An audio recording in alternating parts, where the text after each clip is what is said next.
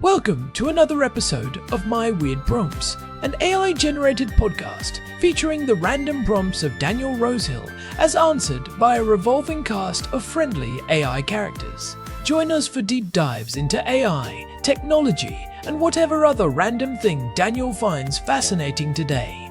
Subscribe on Spotify or your favorite podcatcher. Now, today's episode. This episode was generated using artificial intelligence. Please verify facts. Hey Herman and Gordon, I'd love to chat today about a topic that is pretty heavy, like many of our recent episodes about the Iranian stuff, but which I feel has to be talked about to understand exactly what the stakes are in the kind of situations we're looking at with Iran at the moment. So the 12-day Iran-Israel war of last summer was a ballistic missile war. I guess if you think about the weapons that were used in the conflict, you had Israeli Air Force attacks on all manner of infrastructure in Iran. And the most significant payload or intervention was the US Air Force bombing of the ultra-heavy bombing, was the B-2s of the Iranian nuclear facilities. And Iran, for its part, sent swarms of drones with very little success and sent ballistic missiles of different varieties, a few hypersonics, if I recall correctly. That it was confirmed that they did, as well as other lesser ballistic missiles. So the hostilities from Iran to Israel was, in practical terms, in terms of the missiles that caused damage, ballistic missiles. The big concern about Iran is their nuclear capabilities. And what we saw in the summer was ballistic missiles used in a non-nuclear fashion, just as kinetic destroyers, basically. Although, if I read correctly, that line is a little blurry in terms of the kinetic energy of a hypersonic missile is so extreme that they carry a payload. They do carry an explosive payload to multiply it. It feels a bit weird talking so openly about these weapon systems, but I think if we have to understand the threats to peaceful societies in existence, we have to understand precisely what we're talking about on the other side. So what I wonder, Herman and Corin, is if we were to see Iran reach its nuclear ambitions and potentially use nuclear weapons, we would be talking about, would we not, fitting nuclear warheads onto the same missiles that we saw used in action in the summer. And that's my question, really, when we're looking at ballistic missile warfare. We're looking at a deploy vehicle that can be used in warfare of very different magnitudes. And my question is that if Iran or any armed nation with a ballistic missile capability were to pivot towards nuclear warfare, and I say God forbid with the extreme, all the sincerity I can possibly, every fiber of my body, it's a nightmare scenario. But if it were to happen, is it just a case that the Iranians would be, you almost imagine installing them on, I have no idea how it works, clipping them on to an existing technology, or does it have to be moved into a separate production line, as it were? And I'll tell you why I'm asking this, Herman and Gordon, because you're probably wondering. What I'm getting at is the threat of ballistic missile warfare and nuclear warfare two very cut and dried threats and programs, in the sense that Iran is developing one capability, and even though they could use it for both, it mightn't make sense for them to do so. or once a country has crossed into the hostile use of ballistic missiles and it's doing anything with nuclear, it's the assumption that it's one unified program and it could be used in either manner depending on the whims of that country. Herman and Corin, I leave you with the difficult one today, but I'd love to hear your response. Herman, I feel like we are still processing everything that happened last summer. The 12-day conflict between Iran and Israel really shifted the paradigm for everyone living here in Jerusalem, and honestly, for the whole world. I remember those nights clearly. The sirens and the flashes in the sky. It was surreal. We spent years talking about the Shadow War, but last July, the shadow finally stepped into the light. Herman Poppleberry here. You are right, Corn. It was a watershed moment in modern warfare. We saw things that were previously only discussed in theoretical papers or intelligence briefings being deployed in real time. We saw the largest scale ballistic missile engagement in history. Today's prompt from Daniel is about exactly that, specifically Iran's nuclear capabilities and their ballistic missile program. He is asking if these are separate animals or if we should view them as one unified machine, especially after seeing how those missiles were used in a kinetic, non-nuclear way last summer. It is a heavy topic, but an essential one. When we watched those missiles coming in, we knew they were conventional. They were high explosives designed for kinetic impact. But the lingering question in everyone's mind, and what Daniel is hitting on, is whether the delivery system we saw is the same one that would carry a nuclear payload if Iran ever crossed that threshold. Is it a plug-and-play situation, or are the programs more siloed than we think? That is the million-dollar question. To answer it, we have to look at the architecture of the Iranian missile program. For decades, Iran has built the largest and most diverse missile arsenal in the Middle East. They have everything from short-range tactical rockets to medium-range ballistic missiles that can reach well into Europe. And the short answer to Daniel's question is that, yes, the technology is deeply intertwined. In the world of strategic weapons, we often talk about the three pillars of a nuclear deterrent. You need the fissile material, which is the enriched uranium or plutonium. You need the weaponization, which is the actual design of the warhead. And finally, you need the delivery system. And the delivery system is the part we actually saw in action. Those were the Shahab, the Gadra, the Imad, and the newer Fatah missiles. If you are Iran, you do not build a medium-range ballistic missile just to carry a few 100 kilograms of conventional explosives. I mean, you can, and they did, but the physics and the cost of those systems usually imply a different ultimate goal. Exactly. From an engineering perspective, if you are building a missile like the Khorramshahr 4, which has a range of about 2,000 kilometers, you are designing it with a specific payload capacity. Most of these missiles are designed to carry a payload of around 500 to 1,000 kilograms. That is the sweet spot for a first-generation nuclear warhead. So, while they used them kinetically last summer to strike air bases and infrastructure, those same airframes are essentially the trucks that would carry a nuclear device. So, when Daniel asks if they would be fitting nuclear warheads onto the same missiles we saw, the answer is likely yes, but with some very important technical caveats. It is not as simple as just unscrewing the front and putting a different bomb in, right? There has to be a lot of internal reconfiguration. Right. This is where the weaponization pillar comes in, and it is where things get really technical. To put a nuclear warhead on a ballistic missile, you have to master miniaturization. You have to take a nuclear device, which is a complex piece of machinery with high explosives, electronics, and fissile material, and make it small enough to fit inside the re-entry vehicle of the missile. It also has to be rugged enough to survive the extreme vibrations of launch and the intense heat and pressure of re-entering the atmosphere at several times the speed of sound.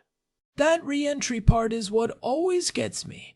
People forget that a ballistic missile goes into space, or at least the edge of it, and then has to come back down. If the warhead is not shielded properly, it just burns up, or the electronics fry before it ever hits the target.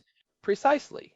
During the conflict last summer, we saw Iran's missiles performing fairly well in terms of their guidance and their ability to reach targets, but those were conventional re-entry vehicles. A nuclear re-entry vehicle is a different beast because the stakes of a failure are so much higher.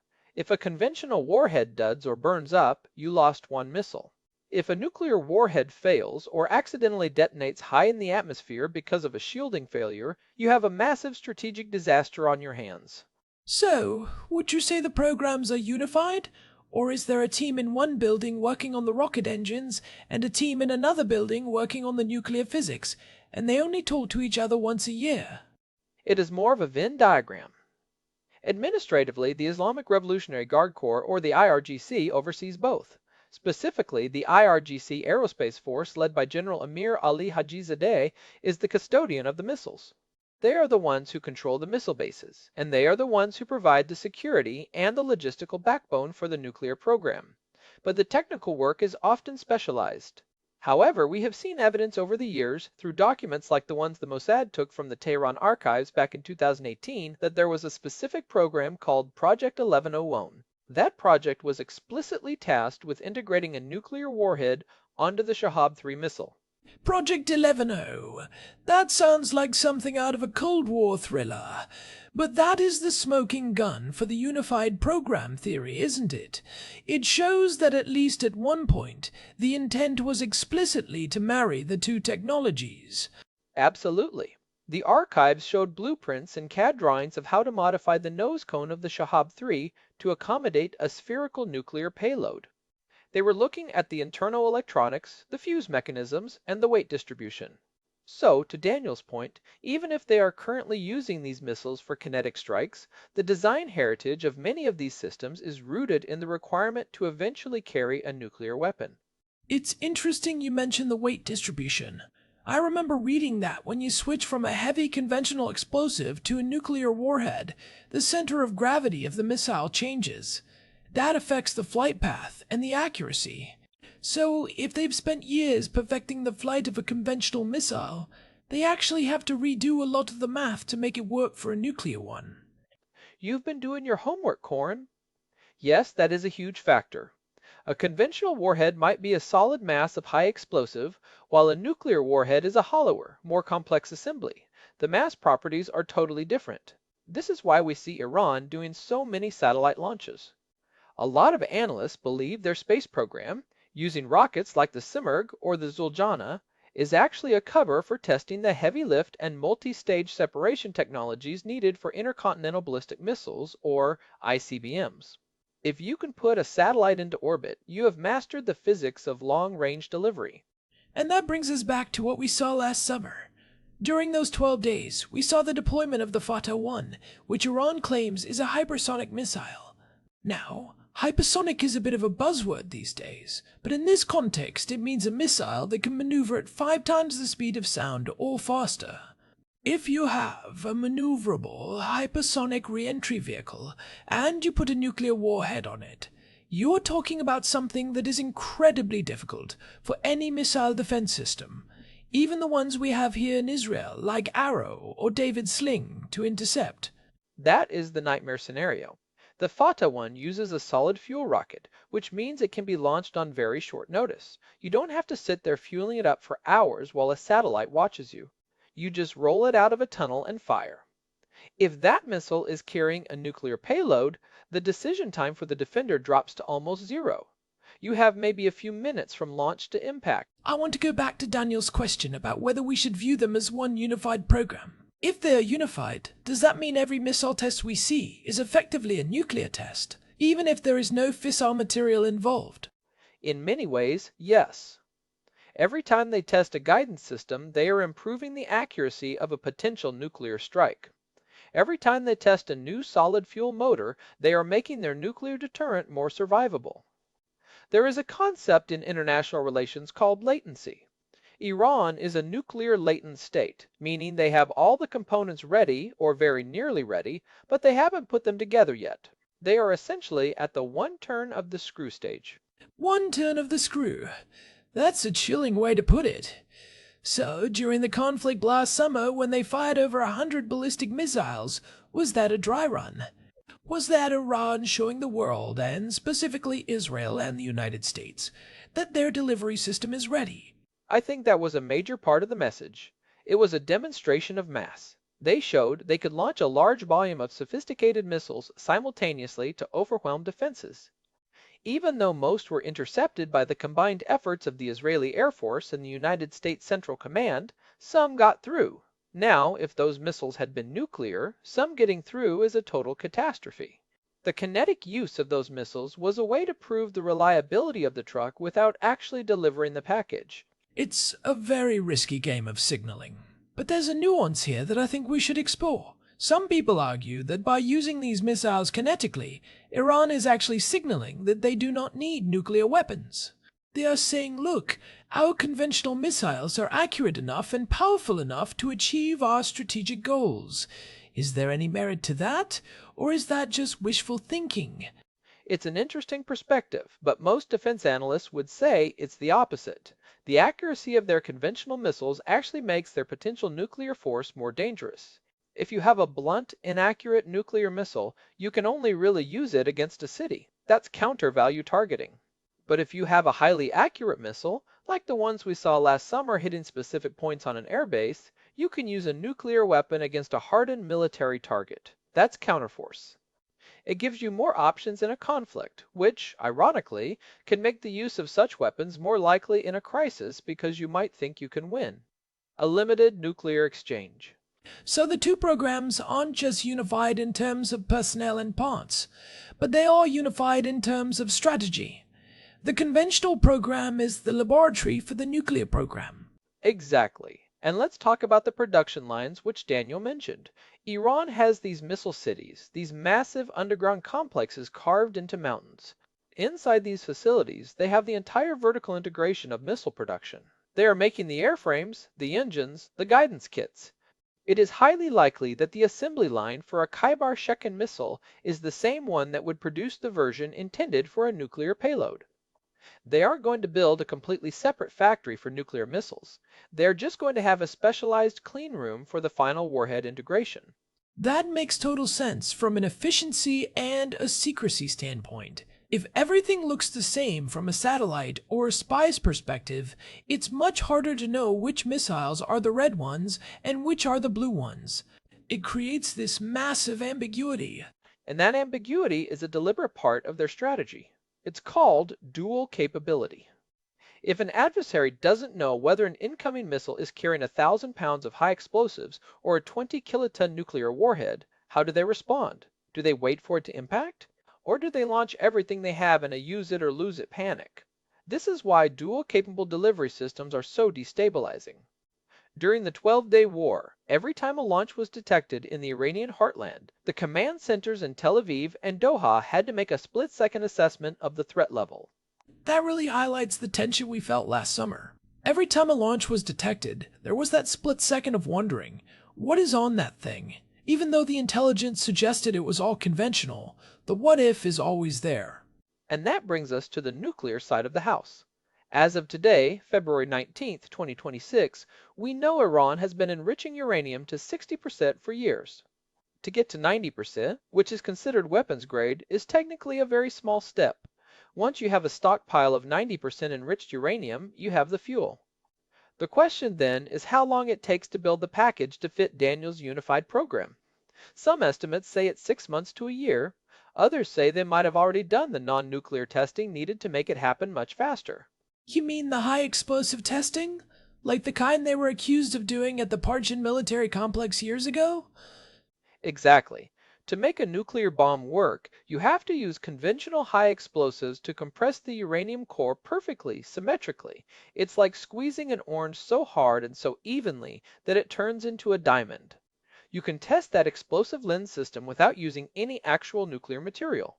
You just use a heavy metal like tungsten or depleted uranium as a stand-in.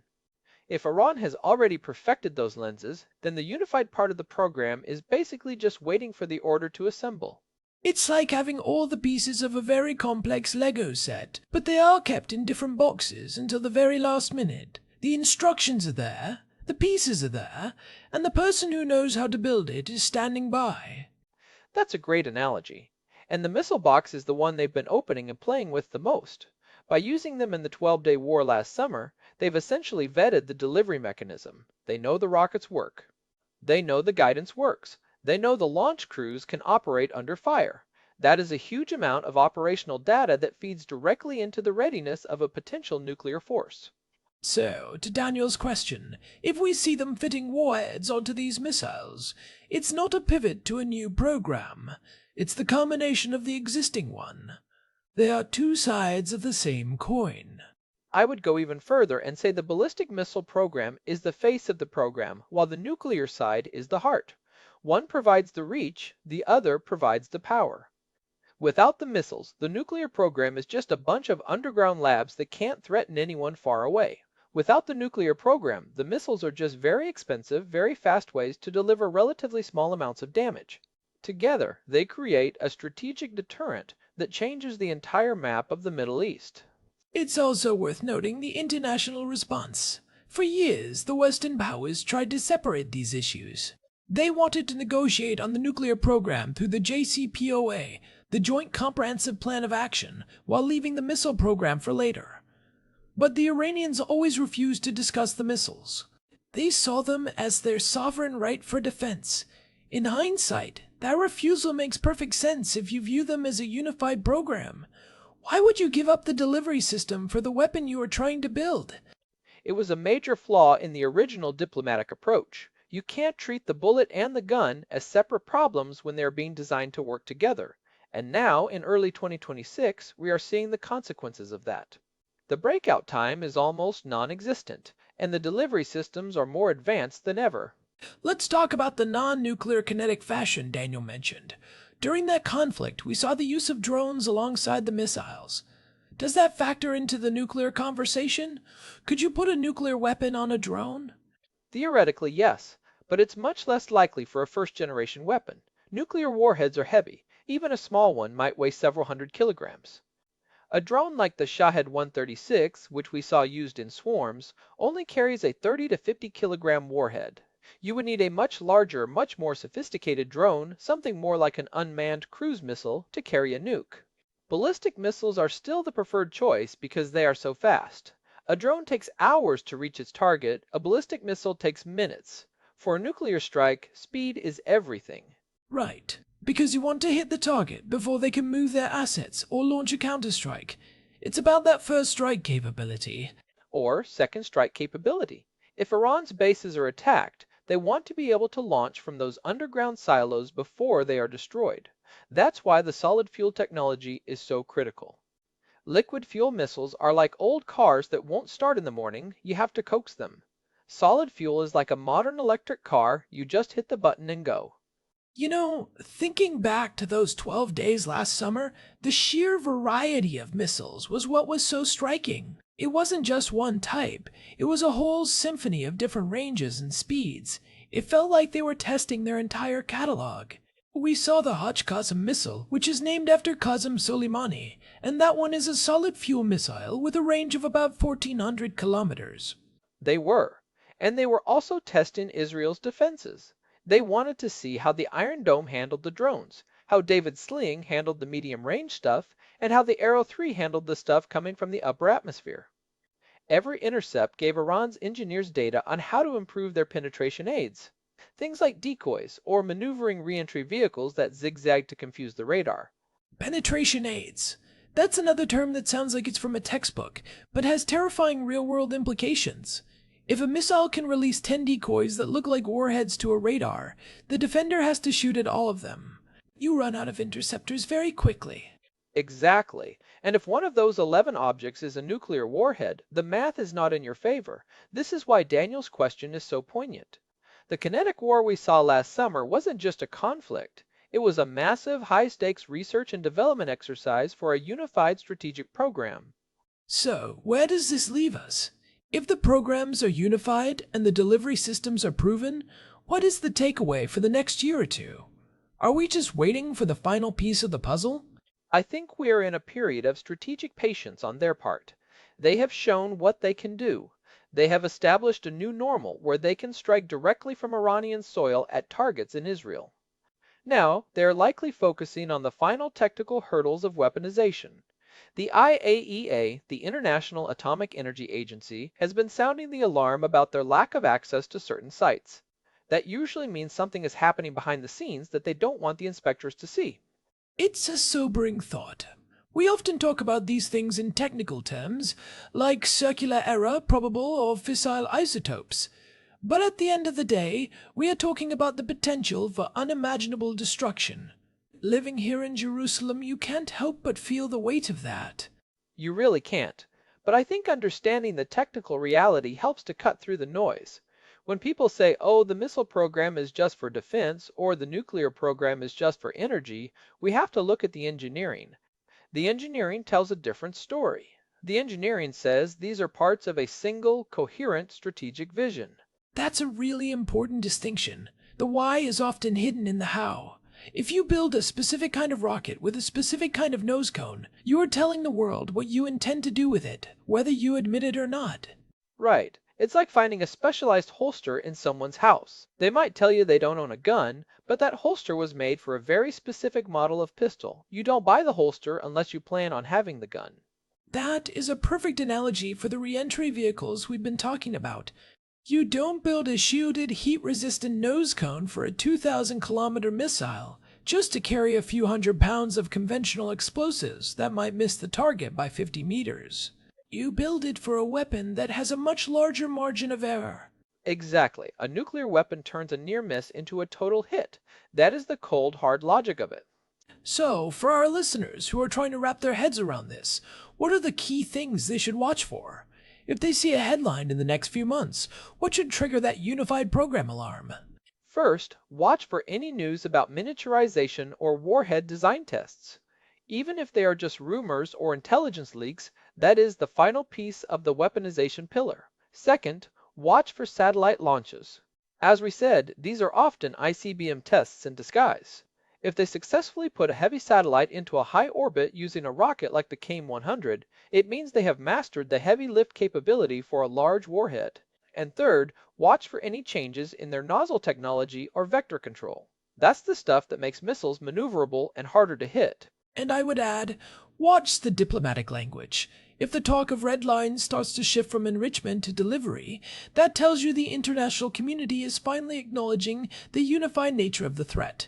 Good point. For a long time, the red line was just having the fuel. But if you have the fuel and a fleet of hyper-accurate, dual-capable missiles, the red line is already in your rearview mirror.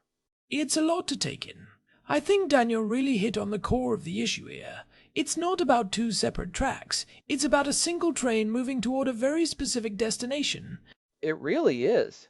And I think the 12-day war last summer was the moment the train picked up a lot of speed. They proved the tracks were solid, and they proved the engine could handle the load. Well, Herman, I think we've thoroughly explored the weird prompt for today. It's a lot less weird and a lot more real when you break it down like this. It is. But that's why we do this, right? To understand the world as it actually is, not just as it appears in the headlines. Absolutely. And to our listeners, we know this was a bit of a heavier episode, but these are the conversations that matter. If you found this helpful, or if it gave you a new perspective on the news, we'd really appreciate it if you could leave a review on your podcast app. Whether it's Spotify or Apple Podcasts, those reviews really help other curious minds find us. Yeah, it genuinely makes a difference for the show. And if you have your own thoughts or a prompt you want us to dive into, you can always reach out to us at show@myweirdprompts.com or through the contact form on our website, myweirdprompts.com. We love hearing from you guys. We really do. We'll be back next time with another deep dive. This has been My Weird Prompts. Thanks for listening. Stay curious, everyone. See you next time. Goodbye. This episode was generated using Gemini Flash 3. Text-to-speech engine was Chatterbox. Thanks for listening to another episode of My Weird Prompts, an AI-generated podcast featuring Daniel Rosehill's AI prompts, as answered by a revolving cast of friendly AI characters including me, Cornelius the Sloth. Subscribe on Spotify or visit myweirdprompts.com.